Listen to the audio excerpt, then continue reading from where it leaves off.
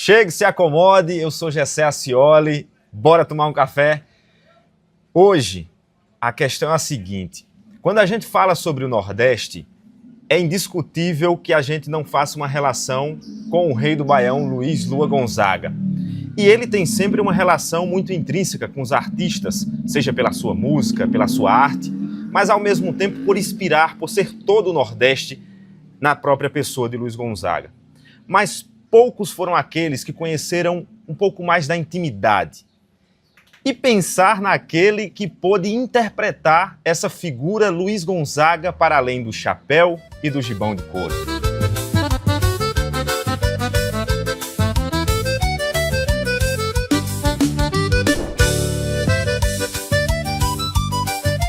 Adélio Lima, caruaruense, é o nosso convidado de hoje. É uma honra poder contar com a sua participação no nosso café.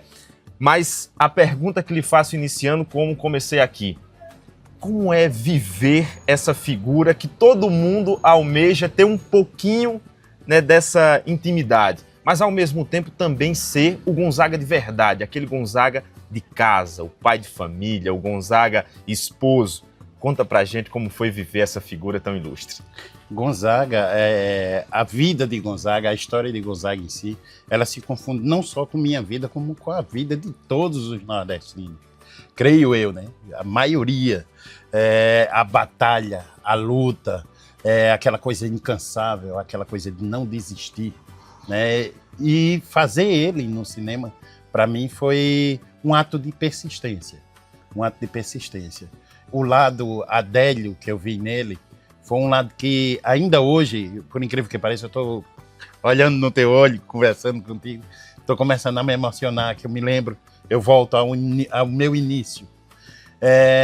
A vida do Gonzaga, o Gonzaga se degladiava com o filho, e foi o que a gente mostrou no filme, tal. Eu tinha um meio probleminha assim, que era minha filha, a mais velha, que ela, então, a gente quase que se degladiava um pouquinho pelo amor de uma figura que se encontra aqui entre a gente, mas que é muito tímida e está ali recolhida, que é minha esposa Silvaneide.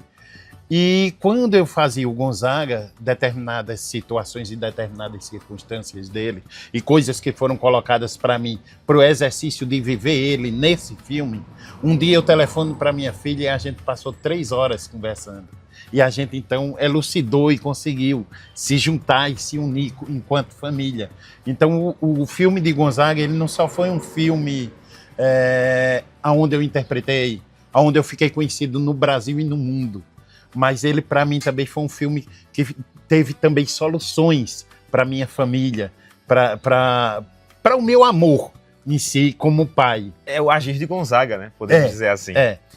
Adélio, mas para além dessas questões, né, como foi receber o convite, como é que aconteceu esse convite, porque nós estamos falando aqui de uma seleção específica para um cara que é extraordinário. Então, conta pra gente como é que foi esse processo.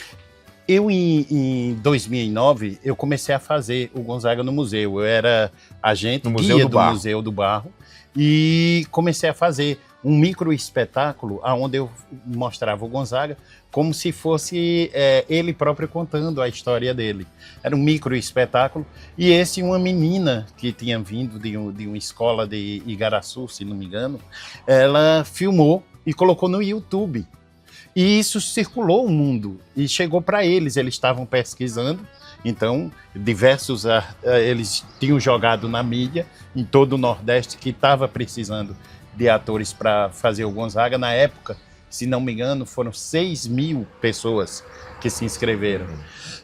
Desculpa. E entre essas 6.000, ele viu esse vídeo no YouTube. Aí ele disse, rapaz, eu queria testar esse cara. Aquele é o Gonzaga. Aí eu cheguei, fiz o teste no Recife. Isso já foi em 2010, eu fui chamado em 2009, mas era assim, a virada. Fui chamado em novembro, em janeiro, creio, eu estava lá em Recife para fazer o teste, né? Então foi a virada de um ano para o outro. Fiz o teste, eles gostaram bastante. Quando a Cibele Santa Cruz e a menina que vieram fazer o teste me viram, elas começaram a chorar, porque me acharam muito parecido com ele. Acharam até a questão da voz, né, parecida, lembrava ele. E logo cheguei ao Breno Silveira, lá no Rio de Janeiro, onde ele sim foi que se emocionou, quando viu, principalmente também, quando estava do lado, eu, Xambinho e o Lande Vieira, e o quanto a gente se parecia. E ele tem escolhido, apesar dele ser já um senhor diretor, de câmera, sim, de tudo, ele tinha escolhido assim, ele disse, não, eles mais ou menos lembram um ao outro, só que a gente, os três juntos, era como se fosse uma pessoa só. É uma escalada da vida ali. É, até hoje você acredita que, se você for assistir o filme, não, você vai ver que eu só faço interpretar e conversar com as pessoas, mas até hoje todo mundo jura que eu toco sanfona perfeitamente. Agora, você falou que o Gonzaga, ele teve um agir na sua vida pessoal, e o Gonzaga também abre portas para tantas pessoas. Foi assim contigo também, essa coisa da arte também, de abrir portas para que você ganhasse o mundo também, e vários outros projetos que a gente vai falar sobre? Foi e eu continuo fazendo também. Eu acho que uma cultura, ela só prevalece, ela só é forte, você só é lembrado, não só quando você tem algum feito, mas quando você passa o seu ensinamento à frente. O Gonzaga era isso. O Gonzaga pegou diversos artistas, a maioria dos grandes que a gente vê do forró, ele pegou pela mão, só vai ir no palco. Levou junto, né? Levou junto. Tem uma história até do Ovelha, que o Ovelha, ele disse, não, o Ovelha, esse menino, ele não se encaixa comigo, mas botou ele na banda de Camarão, que Camarão na época tinha uma banda baile, então ele tinha uma banda baile, mas aí ele chegou, já pegou o Ovelha e jogou. Deu tanta oportunidade para tantos. Então, isso perpetua. E isso me ensinou também. Então, diversos trabalhos aos quais eu faço, sempre que eu posso indicar amigos, eu estou indicando amigos também. Eu quero fazer o que o Gonzaga fez, né? Adélio, você fez e faz outros projetos, está imbuído aí em outros projetos na televisão, ao mesmo tempo teve novela agora recente. Conta pra gente como é que tem sido essa coisa, esse caminhar do trabalho. Porque agora você é muito profissional, né? Você sai do teatro, mas você está imbuído ali dentro de gravação de série, de novela, de filme. Como é que está sendo tudo isso? Rapaz, é uma correria louca. Às vezes eu fico até um pouco triste, porque eu não posso me dedicar tanto à família, né, o convívio familiar, eu sempre tenho que estar viajando. Eu sou o cara que tem o trabalho mais estranho. Mora em Caruaru, mas os trabalhos dele sempre são fora. É em Belém do Pará, é em São Paulo, é no Rio, né? Então a gente se desloca muito. Aí às vezes eu me sinto até triste.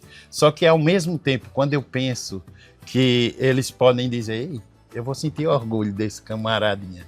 Compensa, né? Compensa. Esse é o grande...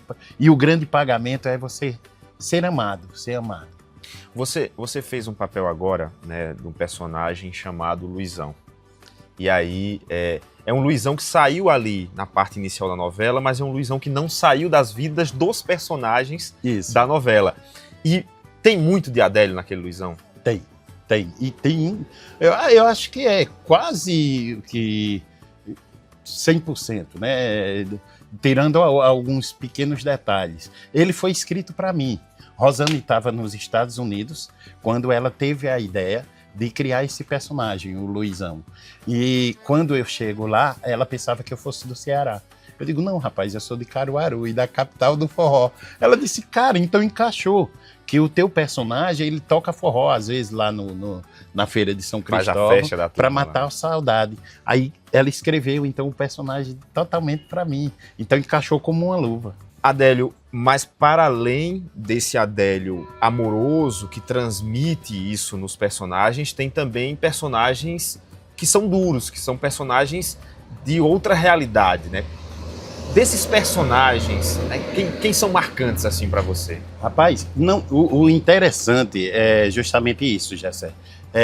Os meus personagens, eles têm caras duras. Agora, eles têm algumas emoções que eu não sei como, mas eu consigo retirar deles, que eu costumo dizer, eu humanizo eles, que todo mundo sente a dor quando eles partem. Eu fiz foi isso em Gonzaga, que o Gonzaga, às vezes, ele era meio meio nervoso, meio, né? Foi assim, em Um Contra Todos, onde eu faço Nilo Peçanha, que ele é quem cuida, quem toma conta de um presídio, né? Um cara mais rígido, um cara mais rígido. Ele é quem cuida da disciplina dentro do presídio. E foi agora em Sabiá, que eu fiz em Cangaço Novo. Cangaço Novo. Que ele é um líder. É um fenômeno. Ele é um líder, então, de um bando de assaltantes de bancos, mas são totalmente, sei lá, eu não diria, não é nem, porque não é engraçado o que ele faz, é muito pesado, é muito desorganizado o que eles fazem.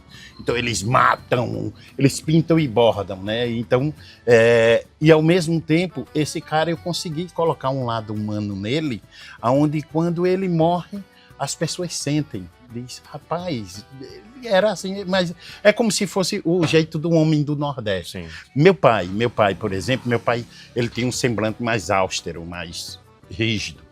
E eu ia para a escola e várias vezes eu ficava parado, assim, admirando aquele homem sisudo, tomando o cafezinho dele, comendo a tapioquinha com queijo, que ele adorava, né, pela manhã. Aí minha mãe chegava, aí dizia, olha, o menino, dá pelo menos a benção ao menino, para o menino ir embora, tá vendo que o menino... Aí eu assim, vem cá. Aí eu chegava assim perto, ele me pegava assim pelo pescoço, dava um cheiro ligeiro na testa, aquele cheiro pesado que eu chego a sentir a barba dele aqui. Vai-te embora para tu não te atrasar, né?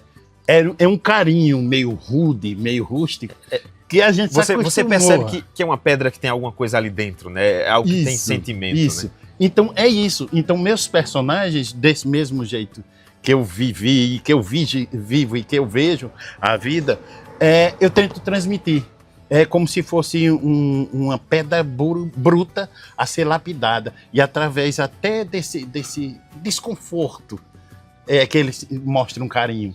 É como se ele não gostasse de ser visto cheirando, beijando o filho. É meio que uma trava ali, né? Mas é uma forma também de dizer, quando era como eu sentia. Quando ele dizia, vai embora. É como, não te atrasa não, a vida não vai parar para esperar por você, não. É a sua interpretação do amor dele. Né? Agora, para frente, tem muita coisa para acontecer ainda. A gente vinha conversando antes dessa gravação aqui, você estava contando que tem muita coisa ainda para sair. Tem projeto novo aí, o que é que tem para frente? Eu creio que em agosto a gente está lançando aí um filme, né, que é onde sou eu, Lázaro Ramos, Andréa Beltrão, Marina Rui Barbosa, né, e tantos outros. Né, nós estaremos lançando aí e eu espero que também caia no gosto popular. Com certeza. Né, é um filme muito bom, muito forte. A gente vai mexer com algumas feridas, algumas estruturas. É necessário, né? É importante essa coisa também de ter toda essa questão artística, mas ter a crítica, ter a responsabilidade, chamar a responsabilidade, já que a gente tem um cinema tão forte. Não, né? E mesmo porque aí, se não tiver isso, o ator não tem função. Nós não temos função. A nossa função é justamente essa, é criticar, pôr na mesa, a gente jogar assim, para a família poder dizer, rapaz, e aí, o que é que tu acha dessa história? Tu viu fulano? Será que tu agiria dessa forma, né?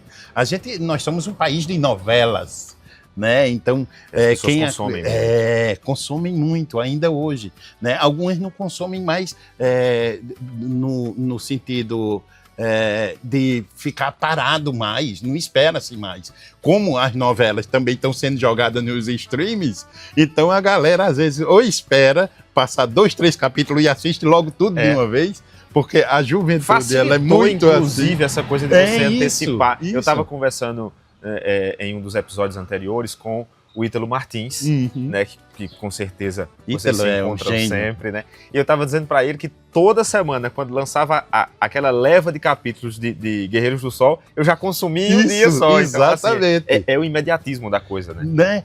Mas o que é bom que a gente ainda continua ainda em evidência, e a gente ainda continua trabalhando e produzindo junto com vocês.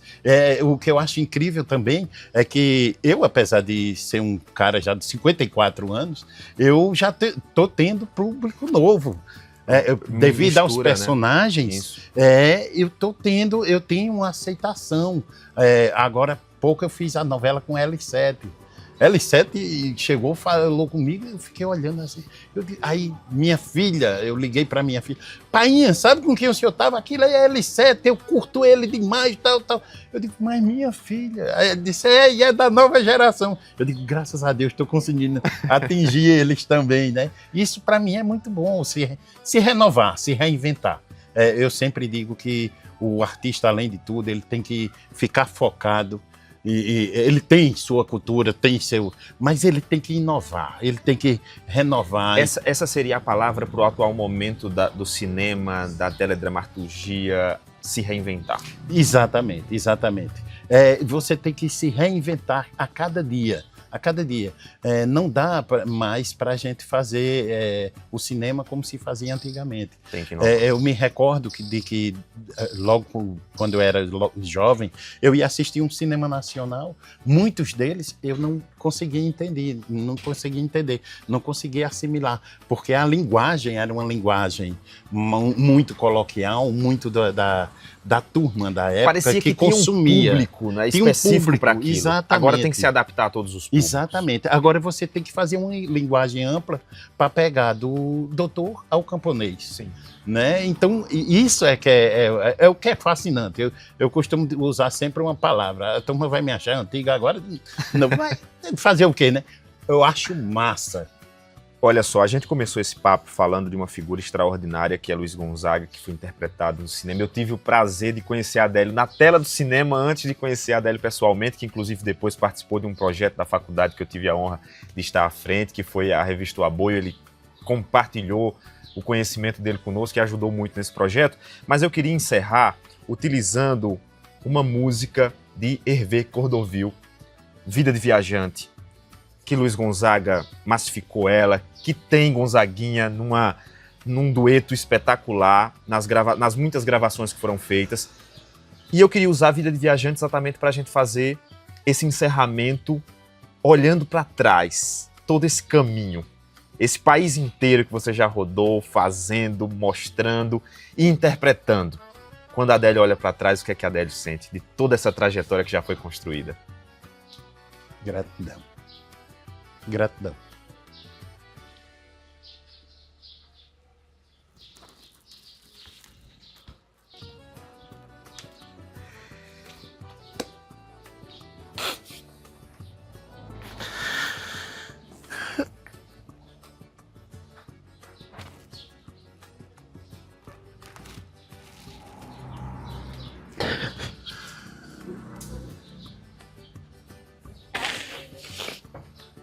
Desculpa. Que alegria poder contar com a emoção desse querido Adélio. Eu não tenho nem palavras para te agradecer essa oportunidade de conversar contigo. Eu fui cobrado, antes de começar essa entrevista, ele me perguntou se eu não ia mais entrevistá-lo. Que entrevista massa, que coisa massa, como você falou, foi conversar contigo nesse episódio do Café e você dá a oportunidade da gente conhecer um pouquinho da tua história. Eu que agradeço. E sempre que precisar, vou estar aqui. O meu cabelo já começa prateando, mas a sanfona ainda não desafinou. A minha voz, você repare eu cantando, que é a mesma voz de quando meu reinado começou. Beijo no coração de todos e obrigado, Gerson. Querido, muito obrigado. Essa que é a Hora do Adeus de um caruaruense, né, do nosso querido Onildo Almeida com Luiz Queiroga. É uma música espetacular que marca aí um momento sublime da vida do Rei do Baião e que foi tema do nosso projeto na faculdade. Isso. O Aboio foi a Hora do Adeus. E é a hora do adeus também da gente se despedir aqui no nosso café, nesse episódio maravilhoso. Vamos brindar com café. Opa! Vou botar um pouquinho mais de café aqui para a gente brindar esse momento especial com Adélio Lima, que nos deu o prazer dessa conversa. Os trabalhos técnicos de Edivaldo Coelho, o trabalho de edição é de Alisson Lima. A gente agradece todo o apoio e suporte da Pousada Casa da Gente. E no próximo, a gente se encontra.